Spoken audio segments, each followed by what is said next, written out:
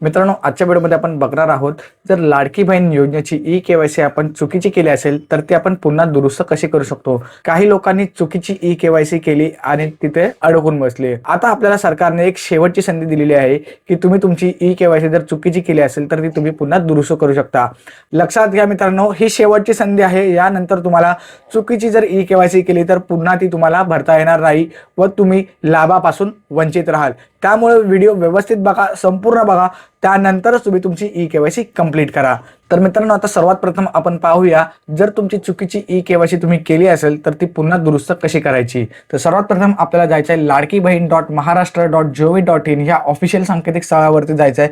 जसं की तुम्ही स्क्रीनवरती बघू शकता, तिथे आल्यानंतर आपल्याला इथे क्लिक करायचं आहे। इथे आपल्याला आपला लाभार्थ्याचा आधार क्रमांक टाकायचा आहे। त्याच्यानंतर आपल्याला इथे आपला कॅप्चा एंटर करून घ्यायचा आहे। नंतर आपण मी सहमत आहे वरती क्लिक करायचं आहे। ओटीपी पाठवावरती क्लिक करायचं आहे। आपल्या फोनवरती ओटीपी येईल तो इथे टाकून घ्यायचा आहे, सबमिट करायचं आहे।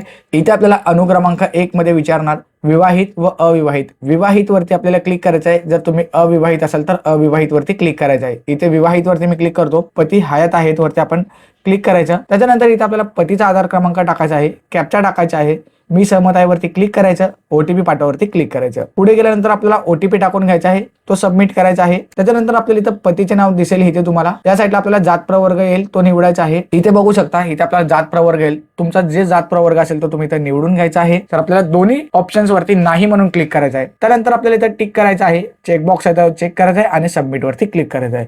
सबमिट केल्यानंतर आपल्याला इथे तुमची ई-केवायसी पडताळणी यशस्वीरित्या पूर्ण झालेली आहे असा तिथे तुम्हाला मेसेज बघायला मिळेल आणि तुमची ई-केवायसी ही यशस्वीरित्या पूर्ण होऊन जाईल। अशा प्रकारे तुम्ही तुमची ई-केवायसी चुकीची झाली असेल तर ती तुम्ही बरोबर करू शकता। तर मित्रांनो, मला आशा आहे की तुम्हाला ही व्हिडिओ आवडली असेल। मित्रांनो, व्हिडिओ आवडली असेल तर प्लीज व्हिडिओला लाईक करा, आपल्या फॅमिली आणि फ्रेंड्स सोबत शेअर करा। काही अडचण येत असेल तर तुम्ही खालती मला कमेंट करून सांगू शकता। आणि अशाच इन्फॉर्मेटिव्ह व्हिडिओज आणि लाडकी बहीण योजनेसंदर्भात जर तुम्हाला अपडेट हवे असेल तर चॅनलला आता सबस्क्राईब करून घ्या।